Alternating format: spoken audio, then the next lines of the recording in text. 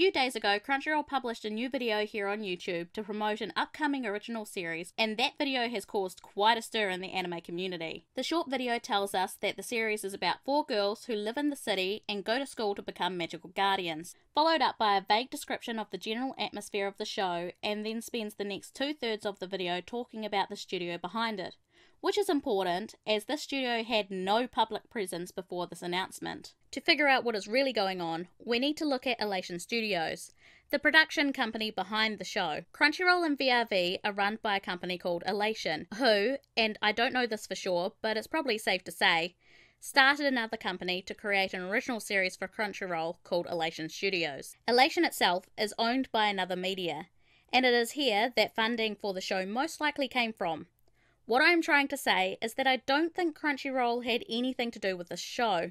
Hell, I would go as far as to say that they probably hate the idea as much as we do, considering the fact that they have disabled comments. I imagine that a lot of people start working at Crunchyroll because they legitimately love anime, and they are probably equally as frustrated that funding went to this and not to improving their site.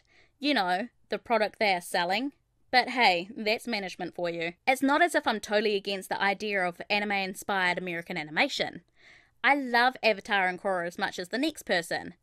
The character designs, however, are a bit too Cal Arts for my taste. And yes, I know that Cal Arts isn't a real style, but you know what I mean. The backgrounds look nice, I guess. If they can nail the long-running narrative structure anime has, then that could sell me.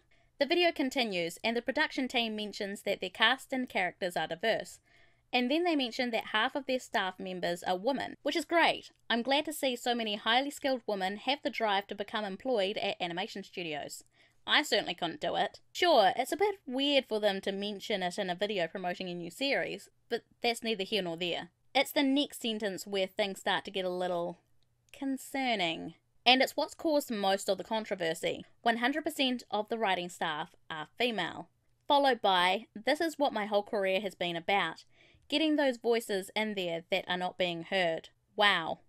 Just wow. So how the hell did this happen? With all the talk of the grand vision of a all-woman writing team, it would be easy to suspect Ray Rodriguez, the creator.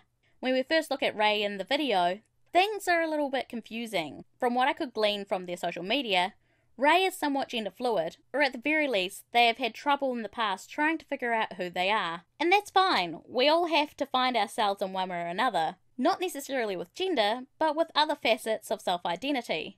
They write webcomics, sometimes about their gender journey, but it's never preachy. Their gender identity seems important to them, but they don't seem to care about how you should identify yourself. All in all, they seem to be a pretty normal person, given the circumstances. Right now, they seem to be transitioning to male, and I honestly hope that works out for them. He also worked on Danger and Eggs, which I've heard great things about. Honestly, I don't think they had anything to do with this weird obsession with gender. In fact, with his transition, it technically excludes him from the writing staff altogether.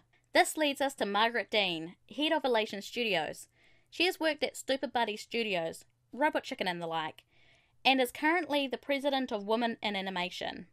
I think we found our culprit. There's something I want to talk about quickly, and I believe it's too perfect to be a coincidence, so please indulge me for a minute while I have my Alex Jones moment. Ray and Margaret have very similar voices. The start of the gender stats is framed with a video of Ray working, and then again towards the end of the stats he is shown in a meeting room. Right as we are told that the writer's room is 100% women. It's as if the editor wants us to think that this is Ray speaking. The framing, the timing, this can't be a mistake, right? It's as if they want Ray to take the fall for the controversial statements. The fuckers threw him under the bus. Or am I just wrong and it's all a misunderstanding? What do you think? Do you think it's weird that we only heard from the creator of the show in the promo just once? Diversity is important to me as a person, but think more diversity of thought and experience than someone's ancestral background. The more perspectives you add, the more we understand ourselves as people. New solutions become apparent, and sometimes more problems arise too, but that's what keeps things interesting. When you're surrounded by psychopaths, you suffer, and someone at that studio recognises this. Stating that the cast and characters are diverse, but 100% women as writing staff is not diverse. It's not something to boast about. I can't help but wonder if this wasn't some sort of PR stunt.